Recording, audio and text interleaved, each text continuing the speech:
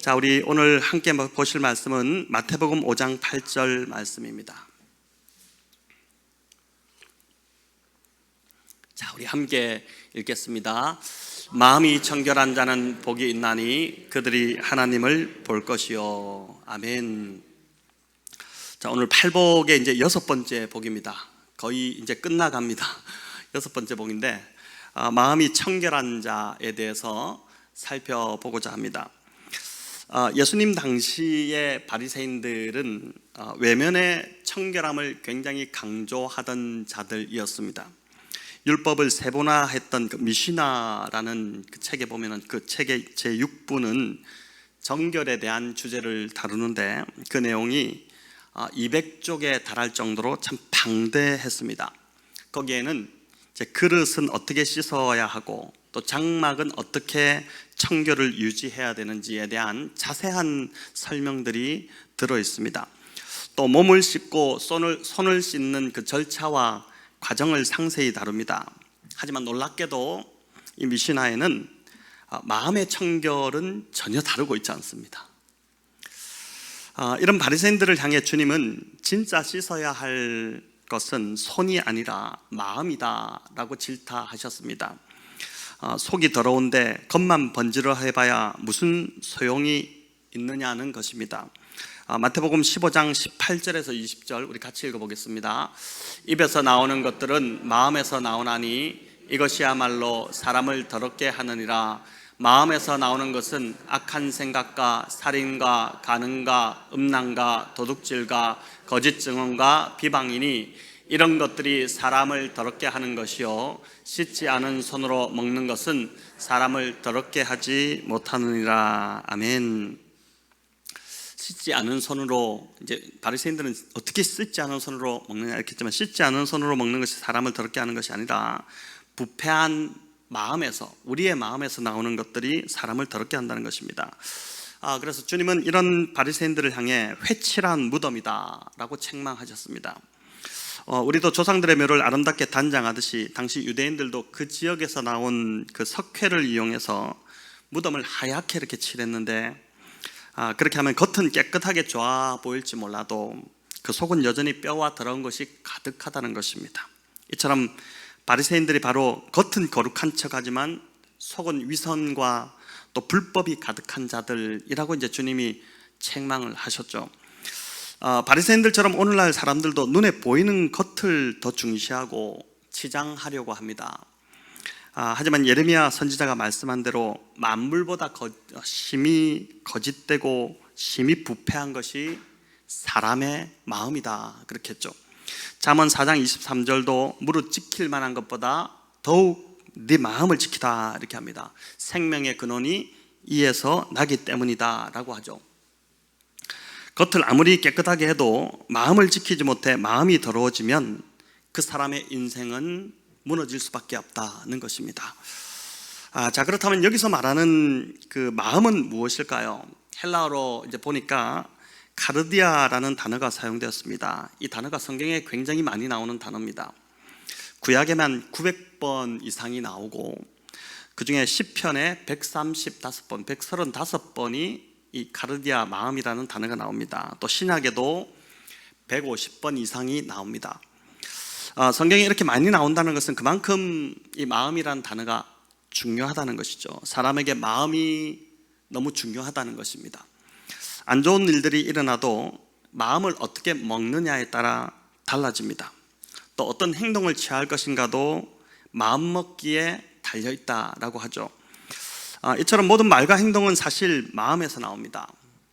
그래서 예수님도 사람이 마음에 가득한 것을 입으로 말한다 그렇게 하셨고, 이번 주 묵상 본문이었던 그 마태복음 18장 35절에도 용서에 대한 가르침이 나왔죠. 그 용서도 이제 마음으로부터 형제를 용서하라 그렇게 하죠. 말만 했다고 입으로 용서했다 그래서 용서된 것이 아니라 정말 마음으로 용서해야지만이 용서한 것이 된다는 것입니다.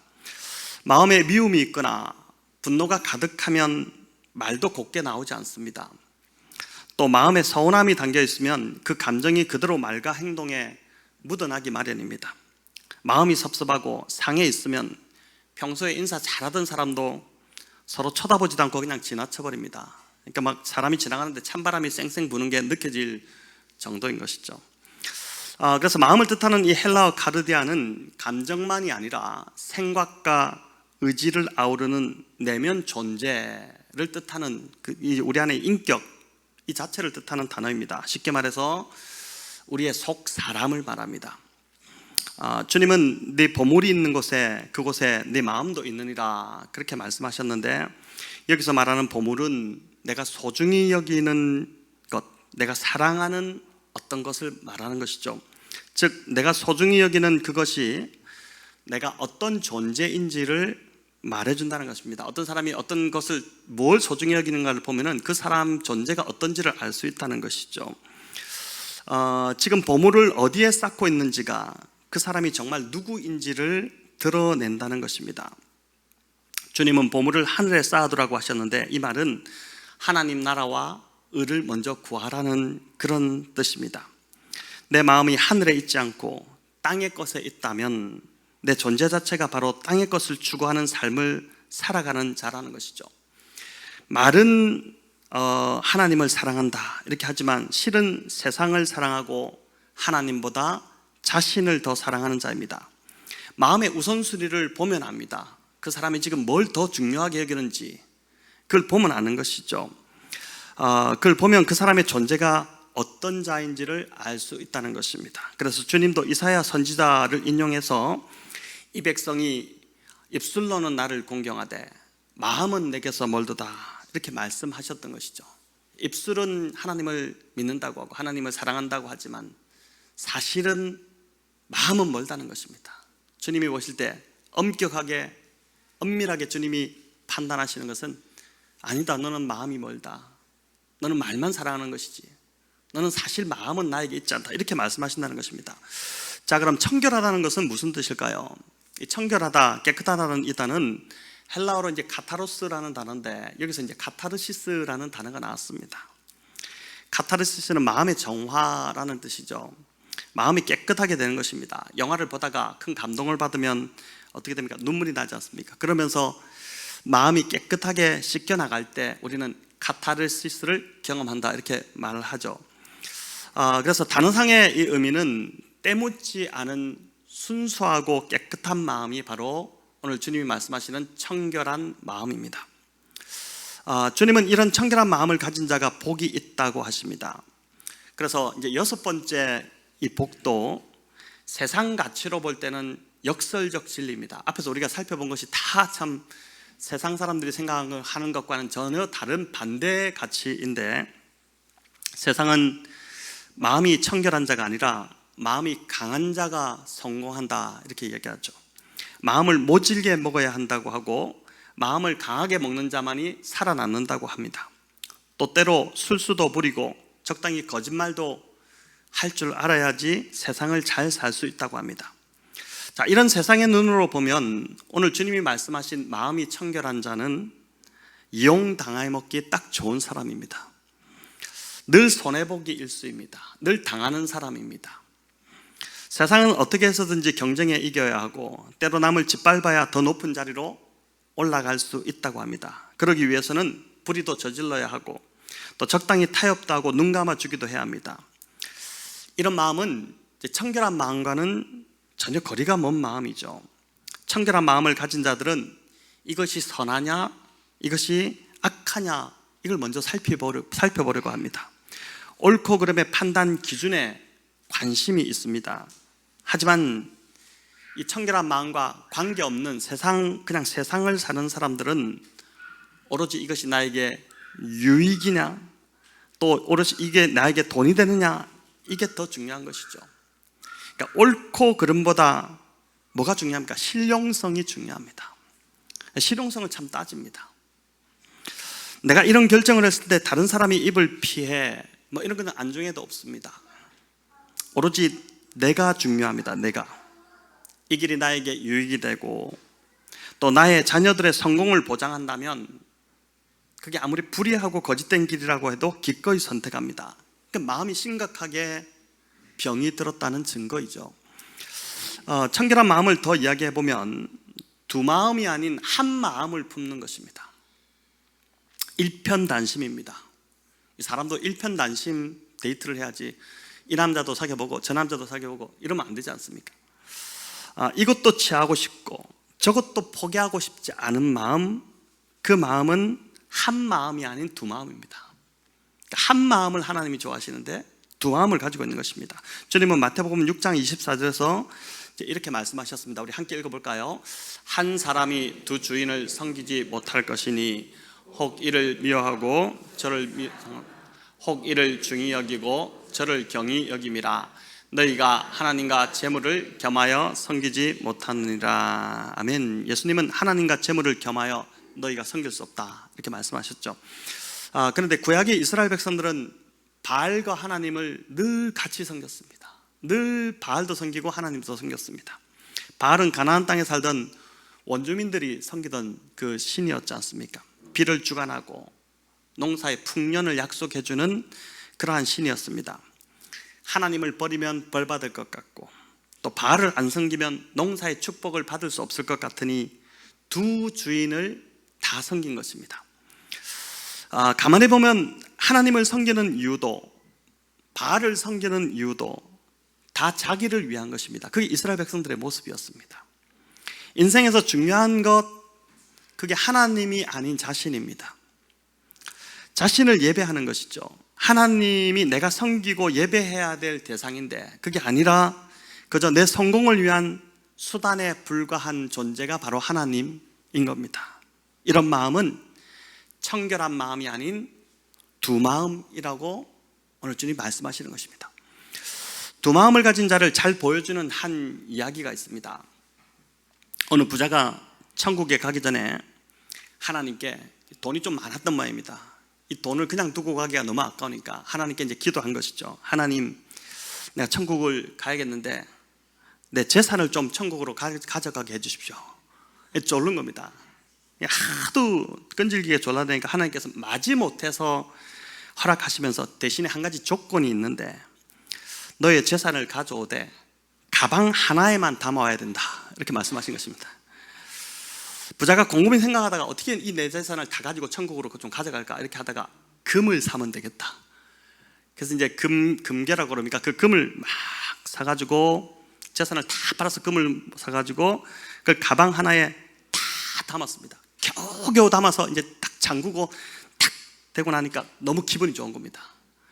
이게 이제 지금 가방이 비록 무겁지만 자기 재산을 가져갈 생각에 힘이 나서 그걸 천국 문 앞에까지 막 끌고 갔습니다. 이르렀는데 천국 문 앞에서 이제 베드로가 이 부자를 보더니 이제 베드로가 서 있었던 모양입니다. 베드로가 부자를 보더니 개인 소지품은 가져갈 수 없습니다. 이제 이렇게 이야기한 겁니다.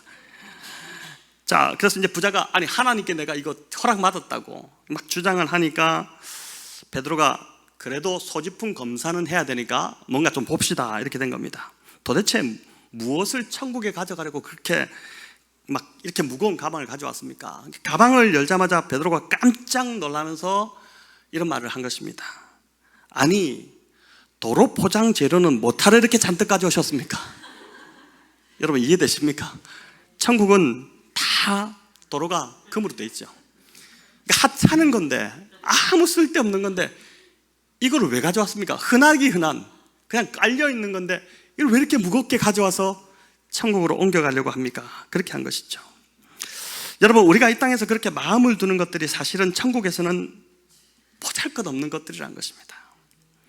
이 땅에서 잘 살기 위해 열심히 하는 것은 선하고 좋은 일이지요. 그럼 당연히 그렇게 해야겠지만은 그것이 하나님보다 더 우선순위가 된다면 지금 나만 아는 이야기일 겁니다. 그죠? 우리 모두가 지금 그렇게 하고 있잖아요. 그게 더 하나님보다 우선순위가 된다면 하나님을 알아가고 그분과 동행하고 교제하는 것이 내가 마음을 두는 그 일로 인해 자꾸 방해를 받게 된다면 그것처럼 어리석은 인생이 없다는 것입니다. 이 이야기에서는 그나마 금이라도 좀 가져갔지만 가서 다 도로 깔았겠죠. 또 실제는 가져갈 수도 없습니다. 안 가져가도 돼요. 천국에는 차고 넘치는 것들이 참 많은데 헛수고를 하고 있다는 것입니다. 지금 내가 그렇게 아둥바둥 하면서 뭔가 살아가려 붙잡고 있는 것이 과연 그게 엉뚱한 수고를 하고 있지 않나, 그런다는 것이죠. 너희는 먼저 그의 나라와 의를 구하라. 그래야면 이 모든 것을 너희에게 더하시리라. 여러분, 수도 없이 들었던 말씀이지 않습니까? 암송도 하지 않습니까? 이렇게 말씀하셨다면 하나님은 반드시 그렇게 이루어 주시는 것입니다. 우리의 말과 달리 우리는 말하고 안 지킬 때가 많죠. 하지만 하나님의 말씀은 1.1획도 땅에 떨어지지 않고 그대로 이루어지는 능력의 말씀입니다. 그럼에도 우리는 내 힘으로, 내 계산으로 내일을 염려하며 오늘을 참으로 고되게 살아갑니다. 내가 나를 위하여 오늘을 준비하지 않으면 내일이 없다는 그런 걱정으로 두 마음을 품고 살아가는 것입니다. 그래서 자꾸만 하나님이 내가 마음을 둔 것에서 밀려납니다. 자꾸 하나님이 내일은 큐티해야지, 내일은 좀 성경 좀 봐야지, 내일은 하나님 앞에 기도 좀 해야지 하면서도 자꾸 밀려납니다. 하나님을 먼저 구하지 않고 내 삶에 지금 당장 풍요를 좀 가져다 주는 것처럼 보이는 바알을 먼저 구하는 것입니다. 하나님을 알아가고 예배하고 하나님과 교제하는 것보다 그 풍요의 신, 지금 나의 어떤 돈을 좀 더 많아지게 해주는 경제적인 것들을 조금 더 여유 있게 해주는 그 바알의 신이 점점 더 중요해지는 것입니다. 거기 점점 더 사로잡혀 가는 것입니다. 여러분, 이런 두 마음은 결탄코 청결한 마음이 아니라고 오늘 주님이 우리에게 말씀해 주십니다. 주님은 청결한 마음을 가진 자가 하나님을 본다고 했지, 이런 두 마음을 가진 자가 하나님을 볼 것이라고 절대 말씀하지 않으셨습니다. 주님은 마태복음 13장 16절에서도 이렇게 말씀하는데 우리 한번 읽어볼까요? 그러나 너희 눈은 봄으로 너희 귀는 들음으로 복이 있도다. 아멘. 어떤 인생이 복이 있다고 합니까? 예수님을 보고 예수님의 말씀을 듣는 자가 복이 있다, 그렇게 말씀하죠. 세상에서 성공하고 돈 많이 벌어서 여유 생기고 높은 자리에 올라가는 자들이 복된 것이 아니라 하나님의 말씀을 달게 들을 수 있는 귀가 열려 있고 그 말씀을 통해 믿음으로 영적인 눈이 열려 예수님을 보게 되는 자들이, 그 자들이 복이 있다는 것입니다. 말씀의 자리를 사모하는 자들, 기도를 통해 하나님의 임재 안에 더 깊이 들어가려고 하는 자들, 바로 그런 자들이 복이 있는 자들이라는 것이죠. 이번 주 하루는 새벽에 기도하는데 이제 저희 두 딸을 위한 기도가 막 나왔습니다. 제가 새벽에 기도하면 늘 성도님들 기도가 가장 먼저 나옵니다. 우리 목장에서 보내주신 기도 제목들을 이제 카톡으로 띄워놓고 제가 기도하거든요. 한 사람 한 사람 이제 우리 목자님이 정성껏 보내주신 그 기도 제목을 가지고 이제 기도를 하는데, 그날은 이상하게 저희 집 두 아이의 기도가 나오기 시작했는데 막 기도를 하는데 갑자기 하나님이 주시는 음성이 제 안에 들려오는데, 그게 뭐냐면 내가 너희 두 아이 반드시 복 주겠다, 그런 마음이 이렇게 제 안에 쑥 들어왔어요. 근데 이 소리가 마음에 들릴 때 하나님의 그 마음이 함께 좀 느껴졌는데, 진짜 마음이 이렇게 느껴지더라고요. 근데 정말 주님이 복 주시고자 하는 그 간절하고도 뜨거운 마음이, 정말 주고자 하는 그 간절함, 애절한 마음이 제 마음에 이렇게 탁 다가오기 시작한 겁니다. 그래서 제가 집에 가서도 아침에 아이들 학교 갈 준비하는데 아이들에게 막 바쁘게 준비하는 아이들 붙들고, 아빠가 아침에 기도하는데 하나님이 니네 2명 반드시 복 주신다더라, 이렇게 이야기하니까 애들이 그래 됐어. 그렇게 된 거죠. 그리고 이제 학교 가는 아이들에게 이제 그걸 가지고 또 기도를 해줬습니다. 물론 오후에 또 둘째가 짜증내고 막 말 안 듣는 일들도 있었지만, 그래도 그 아이들에게 복 주시고자 하는 하나님의 계획이 변함이 없다는 것을 저는 확신하고 있습니다. 그런데 그날 아침에 그 기도가 끝날 무렵에 성도님들 기도가 이제 나오기 시작하는데, 그날은 어떤 기도가 나오냐면은, 주님, 우리 성도님들 한 명도 예외 없이 다 물과 성령으로 거듭나게 해 주시옵소서. 이 기도가 이제 간절히 막 터져 나오기 시작한 것입니다. 그 시간이 이제 우리 성도님들이 다 가시고 혼자 기도할 때였는데, 얼마나 그날 제 기도가 간절했던지 막 여기가 막 떠나갈 정도로 고래고래 소리를 지르면서 막 눈물 콧물이 범벅이 되면서 기도가 터져 나왔습니다. 아마 이제 우리 성도님들을 향한 주님의 마음이 이제 저에게 전달되었기 때문에 그런 기도가 나왔던 것 같습니다. 물과 성령으로 거듭나서 이 땅을 살아가는 데 있어서 두 마음이 아니라 한 마음으로 하나님을 섬기게 해달라는 그 진실된 기도가 나온 것입니다. 여러분, 바울이 다메섹으로 가던 길에 예수님을 만나고 그 눈에서 뭐가 벗겨졌습니까? 비늘이 벗겨졌다고 그렇게 나오죠. 이 비늘이 정확히 뭔지 모르겠지만 바울을 바르게 보지 못하고 막고 있던 어떤 것이었지 않겠습니까? 그 순간 병든 그 바울의 눈이 어떻게 됩니까? 이제 그 성하게 되는, 비늘이 벗겨지면서 병들어 있던 그 눈이 성하게 되는 그 일이 벌어졌죠.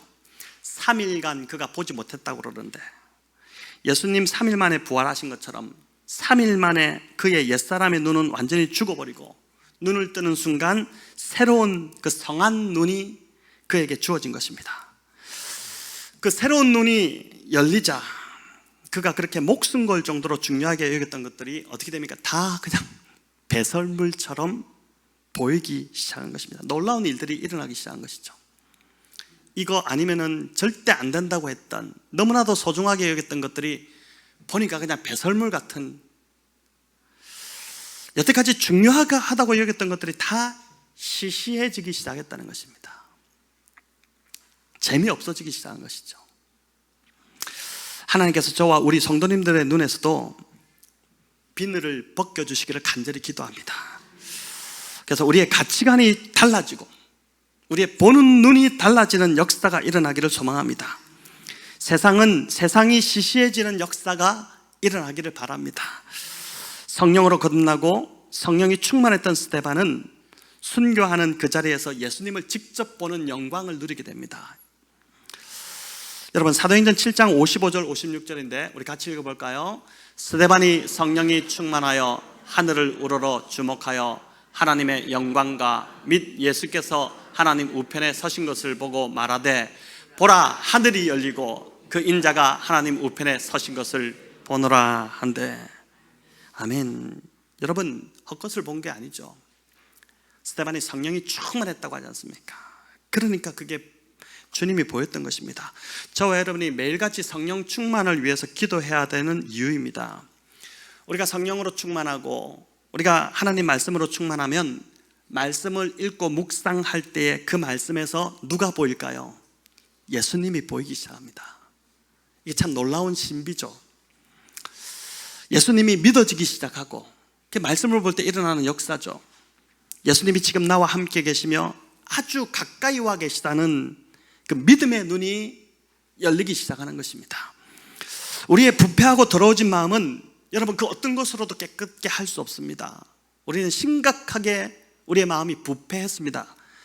어떤 것으로 깨끗해질 수 없는데, 하지만 예수님은 더러워진 우리의 마음을 깨끗게 하시려고 오셨습니다.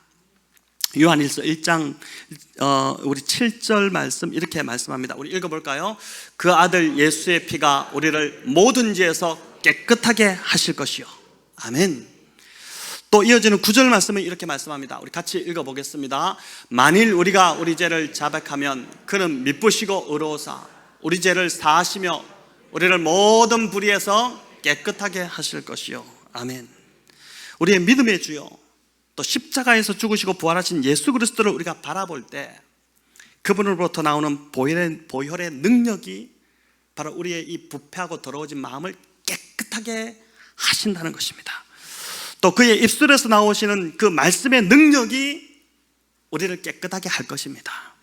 이처럼 우리의 모든 죄가 깨끗이 씻기고 우리의 마음이 깨끗해졌을 때 우리가 하나님을 보게 되는, 성령 충만할 때 스데반이 예수님을 보았듯이 우리가 성령 충만함으로 말씀을 묵상할 때에 그 자리에서 우리가 예수님을 보게 되는 역사가 일어나게 될 것입니다.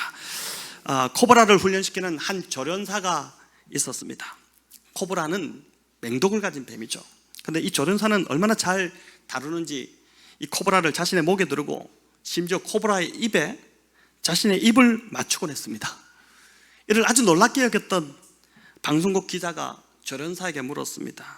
당신은 무섭지 않습니까? 그러자 조련사가 빙그레 웃으면서 이제 답을 합니다. 이유는 간단합니다. 코브라의 혀 밑에 있는 독을 3시간마다 뽑아냅니다. 그렇지 않으면 결코 입을 맞춰서는 안 되죠. 사람들 그러자 이제 그렇구나 하고 이제 안심을 하는 것이죠. 여러분, 조련사가 코브라에게 입 맞출 수 있었던 이유는 바로 독을 제거했기 때문입니다. 저와 여러분 마찬가지입니다. 코브라보다도 더, 이 코브라의 독보다도 더 무서운 죄를 제거하고 물리치지 않으면 결코 우리는 하나님께 입 맞출 수 없습니다. 여러분, 예배라는 단어 안에, 월십이라는 이 단어 안에 원어적 의미를 보면은 키스하다는 뜻이 담겨 있습니다. 참 재밌죠. 우리가 하나님께 드릴 때, 이 자리에서 우리가 하나님께 예배 드릴 때 우리는 그 시간에 하나님과 입맞춤을 한다는 것입니다. 입맞춤을 하는 시간이라는 것입니다. 여러분, 원수하고 입맞춤하지 못합니다. 그렇지 않습니까? 원수하고는 눈도 안 맞추시라고 그러죠. 누가 원수하고 눈을 맞추시라고 합니까? 근데 입맞춤, 말도 안 되는 소리죠. 그래서 우리가 하나님과 입맞춤 하기 위해서는 죄가 있으면 우리가 하나님과 원수되어 버리기 때문에, 그래서 우리가 늘 예배 드릴 때마다 회개 기도를 드리는 것이지 않습니까? 우리가 하나님의 자녀라면 하나님의 얼굴을 매일 바라보아야 합니다. 그게 정상적인 가족입니다. 가족은 매일같이 얼굴을 보면서 지내는 관계입니다. 그러시죠? 계속 얼굴 보지 않습니까? 그죠? 얼굴 본 지 참 오래됐습니다.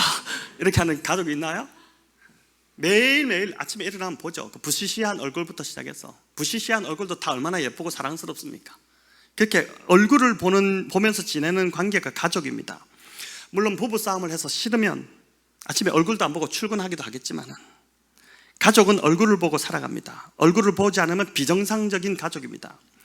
인간은 서로의 얼굴을 보면서 살아가는 존재입니다. 그래서 주일날 보더라도 이렇게 피하지 마시고 얼굴을 바라보고 눈도 맞추시고, 입까지는 맞추라고 소리 안 하겠는데 눈도 맞추시고 그렇게 살아가야 됩니다. 하나님 아버지와 우리 관계도 마찬가지입니다. 하나님 아버지와 내가 어떤 관계입니까? 부자 관계잖아요. 그러니까 우리가 매일 하나님의 얼굴을 보면서 하루를 시작하는 게 맞다는 것입니다. 그게 바로 뭡니까? 큐티죠. 말씀을 묵상하는 그 시간을 통해서 말씀 안에서 하나님의 얼굴을 보게 되는 것입니다. 하나님이 얼마나 선하신 분이신지, 하나님의 자비가 얼마나 많으신지, 또 얼마나 나의 삶에 관심이 지대하신지를, 얼마나 나를 사랑하시는지를 말씀을 통해서 믿음의 눈이 열리면서 그게 보여지게 되는 것입니다. 그게 묵상입니다. 여러분, 이 묵상이 이렇게 살아나기 시작하면은 너무 아침 시간이 채워지기 시작합니다. 막 기쁨이 생기기 시작하고, 밤에 근심 가운데 자다가 일어났다 하더라도, 악몽을 꾸고 일어났다 하더라도 묵상을 하면서 그 묵상 속에서 하나님의 얼굴을 볼 때, 그때 정말 기쁨이 넘쳐나기 시작하는 것이죠. 여러분, 이렇게 주님을 보기 시작할 때 하나님의 임재가 느껴지기 시작합니다. 그분의 사랑의 음성이 들리기 시작하고 하나님의 마음이 이렇게 전달되어 오기 시작하는 것입니다. 하나님을 본다는 것은 육적인 눈을 통해서 보는 것을 말하는 것이 아닙니다. 바로 이렇게 내 온 존재가 하나님을 느끼고 경험하기 시작하는 것입니다. 이렇게 될 때 우리 안에 찬송과 감사가 아침부터 막 주님의 얼굴을 보고 나왔을 때 흘러나오기 시작하고 평안과 기쁨을 맛보기 시작할 것입니다. 여러분, 이게 하나님과 동행하는 것입니다. 그저 종교적 행위를 하는 것과는 완전히 다른 세상입니다. 종교적 행위로, 여러분, 종교적 행위로 결코 마음이 깨끗해질 수 없습니다. 바리새인들이 하는 짓이잖아요. 공허하고 허전하고, 내가 예수를 믿고 교회를 다니지만 뭔가 마음이 채워지지 않고 공허하다면 지금 하나님의 얼굴을 보지 못하고 있다는 증거입니다. 그냥 종교 생활을 하고 있다는 거예요. 자, 그런데 하나님의 얼굴을 볼 수 있는 또 하나의 길이 있습니다. 자, 그 길이 어떤 길일까요? 이는 육적으로 보는 것이 아닙니다. 모세가 주의 영광을 내게 보이소서 뭣도 모르고 이렇게 간구했을 때 하나님께서 뭐라 합니까? 네가 내 얼굴을 보지 못하리니 나를 보고 살 자가 없음이니라, 이 말씀을 하셨거든요. 요한복음 14장에서 빌립이 예수님께 뭐라고 합니까? 예수님, 아버지의 얼굴을 좀 보여주십시오. 아버지를 좀 보여주십시오. 하나님 아버지를 보여달라고 그렇게 하죠. 그러니까 예수님 뭐라 합니까? 이제 웃으셨을 것 같아요. 야, 참 이놈 봐라. 그러면서 나를 본 자는 아버지를 보았다, 이렇게 말씀하셨죠. 예수님을 보는 것이 곧 하나님을 보는 것이다. 또 주님은 마태복음 25장에서 여기 내 형제 중에 지극히 작은 자에게 한 것이 곧 나에게 한 것이다, 이렇게 말씀하셨습니다. 줄인 자, 목마른 자, 나그네 된 자, 벗은 자, 병든 자, 옥에 갇힌 자를 돌보는 것이 곧 누구에게 하는 거라고요? 예수님께 하는 거라는 거죠. 자, 그렇기에 소외된 자, 사회적으로 약자에게 하는 것이 곧 주님께 하는 것이고, 그들을 만나는 것이 곧 주님을 배우는 것이 된다는 것입니다. 여러분, 우리의 안위, 우리의 내일만 걱정하는 삶, 제가 계속 이제 한 7년 정도 이 교회 와서 계속 끊임없이 외친 말이 이런 말인 것 같아요. 우리는 그렇게 부름받는 존재가 아니라는 것. 우리는 그저 내 안위, 내 내일 그거 걱정하면서 그거를 염려하면서 살아가는 존재가 아니라는 것. 그게 아니라 내 주변의 연약한 자들을 돌아보고 그들에게 관심을 갖는 삶, 그게 곧 주님을 배우는 삶이라는 것입니다. 저는 저희 교회가 앞으로도 계속 문턱이 높은 교회가 되지 않기를 바라고, 또 우리만의 잔치가 되지 않기를 바랍니다. 우리에게 새로운 공간을 허락하시고, 이제 다다음 주에 제가 공동회를 좀 소집하려고 하는데 504호가 저희와 이제 계약을 맺을 것 같습니다. 주인이 계속 좀 고집을 부리다가 이제 현실에 눈을 뜨고 그리고 이제 먼저 요청을 해왔습니다. 저희는 그냥 기도만 하고 있었고 어떤 컨택도 하지 않았는데, 어떤 접촉도 하지 않았는데 먼저 이제 연락을 해왔는데, 우리에게 이런 새로운 공간들을 계속 허락하시는 이유, 또 우리의 지경을 계속 넓히시는 이유도 바로 이렇게 품어야 할 자들을 품으라고 주시는 은혜인 줄을 믿습니다. 신학기가 되어서 아이들이 이제 학년이 다 올라갔지 않습니까? 우리 초등부 또 유치부 아이들 볼 때마다 저는 얼마나 참 예쁜지, 저희 둘째가 개학을 하면서 새로운 반에 이제 갔는데 보니까 한 아이가 혼자 있더랍니다. 옆에 친구도 혼자 이렇게 있고, 그래서 아이를 보다가 이제 친구가 되어줘야겠다, 이런 이제 생각이 들어서 말을 걸었더니 3학년 2학기 때 전학을 와서, 이사를 와서 친구가 거의 없다, 이렇게 이야기하더랍니다.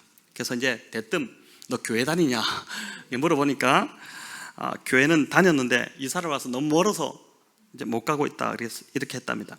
그래서 우리 교회 원래 이랬더니 니네 무슨 교회인데? 교회 이름이 뭐냐? 이렇게 묻더랍니다. 아마 이제 엄마가 물어보라 했겠죠. 문자를 이렇게 왔다 갔다 하던데, 그래서 이제 백운영동교다 이렇게 했더니 이제 다음날 연락이 온 것 같아요. 한번 와보겠다고. 저는 우리 초등부 선생님들이 이 아이의 얼굴에서 주님의 얼굴을 보게 될 줄은 믿습니다. 지극히 작은 자 하나에게 한 것이 바로 이 아이가 지극히 작은 자지 않겠습니까? 그게 곧 누구한테 한 거라고요? 내게 한 것이다, 그렇게 주님 말씀하셨기 때문입니다. 내 주변에 지극히 작은 자가 누구일까요? 우리 각자가 다 있을 것입니다. 그들을 사랑으로 돌볼 때, 그들을 예수님 대하듯 할 때 그 자리에서 예수님을 만나고 예수님을 뵙게 되는 영광을 누리게 될 것입니다. 팔복의 구조가 참 재밌습니다. 여러분, 팔복은 첫 번째 4가지 복과 두 번째 4가지 복으로 나뉩니다. 그러니까 첫 번째 복에서 4번째 복까지가 한 카테고리고, 또 5번째 복에서 8번째 복까지가 또 하나로 묶입니다. 그런데 첫 번째 복은 다섯 번째 복과 연결이 되고, 두 번째 복은 6번째 복과 이렇게 연결되고, 또 세 번째 복은 7번째 복과 연결되고, 이렇게 연결이 됩니다. 어떻게 연결되느냐 보니까 5번째 복이 긍휼히 여기는 자지 않습니까? 우리 지난번에 다루었던. 어떤 자가 긍휼히 여김을 받느냐? 심령이 가난한 자입니다.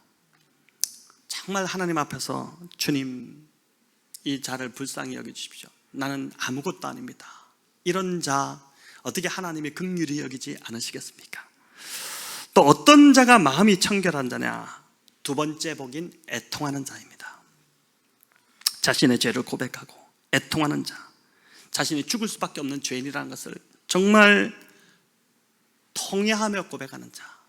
그래서 한 번씩 저도 이제 새벽에 기도할 때마다 이런 고백이 일어나면서 정말 눈물이 쏟아질 때가 한 번씩 있는데, 어떻게 이런 죄인에게 하나님 이런 사역을 맡기셨습니까? 이런 이제 진짜 진실된 고백이 이제 제 속에서 막 올라올 때가 있는데, 진짜 애통하는 자, 그 사람 자신의 죄를 하나님 앞에 회개하며 이 죄를 용서해 주시기를 위해서 마음 아파하고 애통하는 자, 그 자가 바로 마음이 청결한 자라는 것입니다.